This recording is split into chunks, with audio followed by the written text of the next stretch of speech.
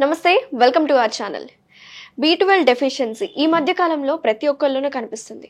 ముఖ్యంగా diabetic patients అయితే B12 deficiency వల్ల వాళ్ళు వారానికి ఒకసారి ఇంజెక్షన్స్ తీసుకుంటున్నారు.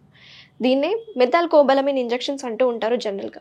సో B12 డెఫిషియన్సీని కాంబాట్ చేసుకోవాలంటే ఆహారంలో ఎలాంటి మార్పులు చేసుకోవాలి, మన డైట్లో ఎలాంటి ఫుడ్ని, ప్రత్యేకంగా వెజిటేరియన్ ఫుడ్ని ఎక్కువగా తీసుకుంటే B12 డెఫిషియన్సీ నుంచి మనం బయటపడచ్చు అంటున్నారు. సో ఇలాంటి విషయాల గురించి పూర్తి వివరాలు మనకు అందించడానికి ప్రస్తుతం మనతో పాటు ఉన్నారు ప్రముఖ homeopathy physician doctor Chetan Raj గారు. సార్తో మాట్లాడి పూర్తి వివరాలు తెలుసుకుందాం. నమస్తే సార్. నమస్తే మేడం. సార్, జనరల్గా ఈ రోజుల్లో B12 డెఫిషియన్సీ లేటెస్ట్గా అందరూ ఇన్వెస్టిగేషన్స్ చేసుకుంటున్నా కూడా వాళ్ళలో ఖచ్చితంగా ఇది డెఫిషియెంట్ గానే ఉంటుంది, అబ్నార్మల్ గానే ఉంటుంది.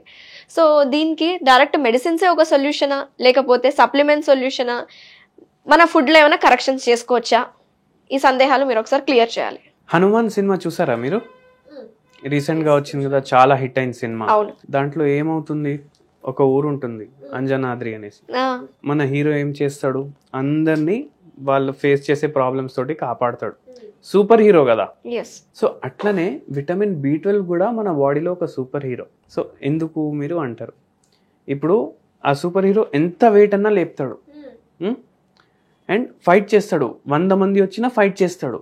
సో అట్లనే విటమిన్ B12 మన బాడీలో ఏం చేస్తుందంటే, ఇప్పుడు నరాలు ఉంటాయి కదా, మన వెయిట్ పెరిగినా లేదంటే ఒకవేళ మన నరాల వీక్నెస్ ఉన్నా మన బాడీస్ చాలా హెవీ ఫీల్ అవ్వడం స్టార్ట్ అవుతాయి. కాళ్ళు లాగడం, చేతులు లాగడం. సో నరాలు మీద ఒక మైలిన్ షీత్ అని ఒక లేయర్ ఉంటుంది. సో ఒకవేళ ఆ మైలిన్ షీత్ కరెక్ట్ ఉంది అండ్ నరాల వీక్నెస్ రావద్దు బాడీలో అంటే విటమిన్ B12 నార్మల్ ఉండాలి బాడీలో. సో అందుకే విటమిన్ B12ని సూపర్ హీరో లాగా నేను ఇచ్చేస్తానమాట, కోరిలేట్ చేస్తాను సూపర్ హీరో తోటి. అది కాకుండా సో నరాల వీక్నెస్ ఉన్న వాళ్ళు విటమిన్ B12 తక్కువ ఉంటే కూడా వాళ్ళకు నరాల బలహీనత కానీ వీక్నెస్ కానీ వస్తుంది. ఇంకోటి, కొందరికి ఎనిమియా ఉంటుంది, చూసారా మీరు? రక్తహీనత ఉంటుంది. సో ఎప్పుడైతే ఈ ఎనిమియా ఉంటుంది ఏమవుతుంది, వాళ్ళకు enough amount of red blood cells అన్నా ఉండవు, లేదంటే ఇనఫ్ అమౌంట్ ఆఫ్ హిమోగ్లోబిన్ అన్నా ఉండదు వాళ్ళ బాడీలో. దానివల్ల ఏమవుతుంది, ఏదైతే ఆక్సిజన్ వేరే వేరే పార్ట్స్కి రీచ్ అవ్వాలి ఆ పార్ట్లకి రీచ్ అవ్వదు. సో అట్లనే విటమిన్ B12 ఏం చేస్తుందంటే, ఒకవేళ అనీమియా ఉందంటే దాన్ని రెక్టిఫై చేస్తుంది. అండ్ ఇది ఉంటుంది కదా మన RBC కౌంట్, అది కూడా తక్కువైందంటే దాన్ని కూడా నార్మల్కి తీసుకొస్తుంది. ఎందుకంటే vitamin B12 is directly responsible for the productions of RBC in our body. So anaemia వాళ్లకు ఒకవేళ ఒక్కొక్కసారి ఏమవుతుంది ఈ మధ్య అంటే 7, 8, 6 ఇట్లా వస్తున్నాయి హిమోగ్లోబిన్ లెవెల్స్. ఎందుకంటే వాళ్ళకి B12 సరిగా లేదు వాళ్ళ బాడీలో, అందుకే అట్లా అవుతుంది. అండ్ కొందరికి ఏమవుతుంది, వాళ్ళు B12 సోర్సెస్ దేంట్లో అయితే ఉంటాయి ఆ ఫుడ్స్ కన్జ్యూమ్ చేస్తే కూడా వాళ్ళకు అబ్జార్ప్షన్ అవ్వట్లేదు B12ది. అది కూడా ఒక టైప్ ఆఫ్ ఎనీమియా అన్నమాట. సో అది మీరు ఇప్పుడు మనం బ్లడ్ ఎట్లా మనకు నార్మల్ చేస్తుంది అది చూసాము. ప్లస్ ఒకవేళ నరాల బలహీనత ఉంది వాళ్ళకు కూడా B12 హెల్ప్ చేస్తుందని చూశాను. ఇంకోటి ఏంటంటే, కొందరికి నిద్ర సరిగా రాదు. కొందరికి నిద్ర సరిగా రాకపోతే వాళ్ళు ఏమనుకుంటారు, అరే నాకు ఇన్సామ్నియా ఉంది, నాకు నిద్ర ప్రాబ్లమ్స్ ఉన్నాయని అనుకుంటారు. ఈ నిద్ర ప్రాబ్లమ్స్కి కూడా రెస్పాన్సిబుల్ B12 సరిగా లేకపోతే బాడీలో. ఓకే, ఇంకోటి కూడా మనం ఊరికనే అలసిపోవడం కానీ, ఫ్రీక్వెంట్ హెడేక్స్, రెస్పిరేటరీ ప్రాబ్లమ్స్ ఉన్నా కూడా ఇది B12 డెఫిషియన్సీ వల్ల అవుతుంది. ఎందుకంటే బాడీలో ఉన్న ఇమ్యూనిటీ తగ్గిపోతుంది అండ్ ఇనఫ్ బ్లడ్ లేదు కదా. సో ఇనఫ్ బ్లడ్ లేదంటే హార్ట్ రేట్ పెరిగితేనే అది కాంపన్సేట్ అవుతుంది అనమాట. సో హార్ట్ రేట్ పెరిగిపోతుంది. హార్ట్ రేట్ పెరగాలి అండ్ బ్లడ్ సరిగా రీచ్ అవ్వాలంటే రెస్పిరేటరీ రేట్ పెరిగిపోతుంది, బ్రీదింగ్ ఎక్కువ ఫాస్ట్ అయిపోతుంది వాళ్ళది. సో ఎక్కువ బ్రీదింగ్ చేయడం వల్ల లంగ్స్ పైన ప్రభావం స్టార్ట్ అవుతుంది లాంగ్ రన్లో. సో అందుకే ఓవరాల్ బాడీని హెల్దీ పెట్టడానికి మైండ్ని, బాడీని విటమిన్ B12 అనేది చాలా అవసరం. అందుకే అది ఒక సూపర్ హీరో మన బాడీలో. లాస్ట్ టైం కూడా మీరు B12 గురించి ఎక్స్ప్లెయిన్ చేశారు, బట్ డీటెయిల్గా మనం చెయ్యాలి, ఇంకొక వీడియో చేయాలి, మనం మాట్లాడాలి అని చెప్పుకొచ్చాం. కాబట్టి సో ఈ వీడియోలో ఏ ఫుడ్స్ మీద ఎక్కువ ఫోకస్ చేస్తే సో దాట్ మన డెఫిషియన్సీ నుంచి బయటపడచ్చు అంటారు? ఈ రోజుల్లో మనకు అవేర్నెస్ వస్తుంది. మనం నాన్ వెజ్ ఇంతకుముందు మన తెలంగాణలో హైయెస్ట్ కన్జంప్షన్ ఉండే, ఇప్పుడు కూడా ఉంది. బట్ చాలామంది అవేర్ అయి నాన్ వెజ్ తినడం స్టాప్ చేస్తున్నారు. ఎందుకు? బికాజ్ నాన్ వెజ్ తినడం వల్ల బెనిఫిట్స్ కన్నా ఎక్కువ లాస్ ఉంది మన బాడీకి.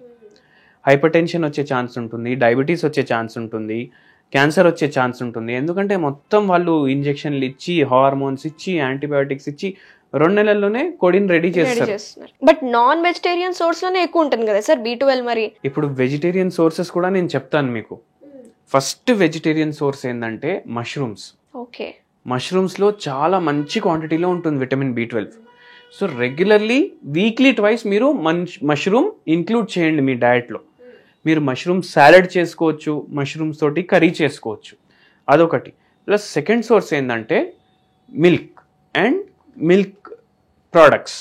సో దీంట్లో స్పెషల్గా మనకు ఎక్కువ విటమిన్ B12 కావాలంటే ఒకటి ఏంటంటే పనీరు, కాటేజ్ చీజ్ అంటారు కదా, అది డైలీ మీ కర్రీస్లో మీరు గ్రేట్ చేసుకోండి. గ్రేట్ చేసి వేసేయండి. డైలీ స్పెషల్గా పనీర్ కర్రీ చేసుకునే అవసరం లేదు.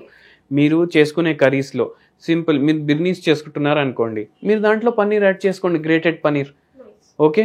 అండ్ దాని తర్వాత మీరు ఏ కర్రీ చేసినా, ఇప్పుడు మనం కొబ్బరికాయ యాడ్ చేస్తాం కదా కర్రీస్లో గ్రేట్ చేసి, దాని బదులు మీరు పనీర్ యాడ్ చేయండి. సో ఆటోమేటికలీ B12 కన్సంప్షన్ పెరుగుతుంది బాడీలో. సెకండ్ థింగ్ ఏంటంటే ఒక డిష్ ఉంటుంది, స్పెషల్లీ మహారాష్ట్రలో కర్ణాటకలో తింటారు, ఏంటంటే అది శ్రీఖండ్. శ్రీఖండ్ ఏమో పెరుగుతోటి తయారు చేస్తారు అండ్ అది కాన్సన్ట్రేటెడ్ పెరుగు. సో ఏం చేస్తారంటే ఒక బట్టలో పెరుగు వేసి దాన్ని కట్టేసి ఒక కాడ కట్టేస్తారు. సో గ్రావిటీ వల్ల దాంట్లో ఉన్న వాటర్ మొత్తం బయటికి వచ్చేస్తుంది అండ్ అది థిక్ అయిపోతుంది అనమాట, పేస్ట్ లాగా. దాంట్లో వాళ్ళు బాదాంలు యాడ్ చేసుకుంటారు, డ్రై ఫ్రూట్స్ యాడ్ చేసుకుంటారు, కొద్దిగా ఇది ఉంటుంది కదా ఏమంటారు సాఫ్రన్, కేసర్ అంటారు, అది యాడ్ చేసుకుంటారు. సో అట్లా యాడ్ చేసుకోవడం వల్ల ఫ్లేవరింగ్ అయిపోతుంది. వాళ్ళు స్వీట్నెస్ కోసం షుగర్ యాడ్ చేసుకుంటారు, కానీ మనం షుగర్ యాడ్ చేయొద్దు, ఎందుకంటే సింప్లీ ఎక్సెసివ్ క్యాలరీస్ పోతాయి కదా. మీరు బెల్లం యాడ్ చేసుకోండి, దాంట్లో బెల్లం యాడ్ చేసి అది మంచిగా మిక్స్ చేసి అది weekly twice or thrice consume చేయండి. దాంట్లో కూడా విటమిన్ చాలా రిచ్ ఉంటుంది విటమిన్ B12లో. సో అదొక డిష్. మళ్ళీ మీరు డైలీ మజ్జిగ పులుసు మీ డయట్లో ఇంక్లూడ్ చేయండి. ఎందుకు? ఇది పాలల్లో అండ్ మిల్క్ ప్రోడక్ట్స్లో ఎక్కువ ఉంటుంది. సో ఇట్లా ఈజీలీ మీరు దాన్ని కాంపన్సేట్ చేయొచ్చు మష్రూమ్స్ తోటి, మిల్క్ ప్రోడక్ట్స్ తోటి. దాంట్లో మనం శ్రీఖండ్ గురించి డిస్కస్ చేసినాము, పనీర్ ఎట్లా వేరే వేరే కర్రీస్లో యాడ్ చేసుకోవచ్చు అది డిస్కస్ చేసాము. సో ఇవి చాలా బెనిఫిషియల్ ఉంటాయి. సో ఇప్పుడు విటమిన్ B12 వల్ల ఒక్కసారి రోగాలు వచ్చేస్తాయి, కానీ ఒక్కొక్కసారి ఏమవుతుంది అంటే మీరు విటమిన్ B12 షార్ట్స్ తీసుకుంటే కూడా అది తగ్గదు. మంత్లీ షార్ట్స్ అలాగే వీక్లీ షార్ట్స్ తీసుకుంటారు కదా, అలా తీసుకోవడం మంచిదేనా? అవును, దానివల్ల సైడ్ ఎఫెక్ట్స్ ఉంటాయి కదా. ఇప్పుడు ఎన్ని రోజులు తీసుకుంటారు మీరు? అట్లా లైఫ్ టైం అయితే తీసుకోలేరు కదా. సో ఇట్లా మనం డైట్ తోటి దాన్ని కాంపన్సేట్ చేస్తాం. ప్లస్ హోమియోపతి మెడిసిన్స్ వాడతాం దానికి. హోమియోపతి మెడిసిన్స్ వాడడం వల్ల పర్మనెంట్లీ ఏదైతే మీకు ఎనీమియా ఉంది అది తగ్గుతుంది, బ్రీదింగ్ డిఫికల్టీ తగ్గుతుంది. ఒక్కొక్కసారి ఏమవుతుంది, విటమిన్ B12 రీప్లేస్ అవుతే కూడా సిమ్టమ్స్ పోవు. అవును. సో అందుకే దాన్ని రివర్స్ చేస్తుంది. సో ఇండివిజువలైజ్ కేస్ టేకింగ్ తోటి మనం అది మళ్ళీ క్యూర్ చేస్తాం అన్నమాట. ఒక పేషెంట్కి ఏమైందంటే విటమిన్ B12 డెఫిషియన్సీ వల్ల హార్ట్ రేట్ చాలా పెరిగిపోయింది అండ్ బీపీ ఎక్కువ రావడం స్టార్ట్ అయింది. అందరూ ఏమనుకున్నారు, హైపర్ టెన్షన్ ఉంది అనుకున్నారు. కానీ మనం ఆ పేషెంట్కి ట్రీట్మెంట్ ఇచ్చి ఆ హైపర్ టెన్షన్ తగ్గించినాము, మళ్ళీ విటమిన్ B12 మళ్ళీ నార్మల్కి తీసుకొచ్చినాము. ఇట్లా హోమియోపతి ఏం చేస్తుంది అంటే పర్మనెంట్ క్యూర్ ఇస్తుంది మీకు and holistic treatment, no side effects. So homeopathy వాడడం ఇంకా ఎక్కువ అవుతుంది ఈ మధ్య జనాల్లో, ఎందుకంటే వాళ్ళకు కూడా అర్థం అవుతుంది and it is very much cheaper when compared to modern medicines. So అందుకే హోమియోపతి ప్రిఫర్ చేయండి. వెరీ నైస్ డాక్టర్ గారు, థ్యాంక్ యూ సో మచ్ అండి. B12 గురించి చాలా మంచి ఇన్ఫర్మేషన్ ఇచ్చారు. అలాగే B12 డెఫిషియన్సీ ఉంటే ఎలాంటి కండిషన్స్, ఎలాంటి డిసీజెస్ వస్తాయి, మనం దీన్ని ఫుడ్లో ఎలా చేంజెస్ చేసుకోవాలి, ఎలాంటి ఆహారం తీసుకోవాలని వెరీ క్లియర్ ఇన్ఫర్మేషన్ ఇచ్చినందుకు థ్యాంక్ యూ సో మచ్.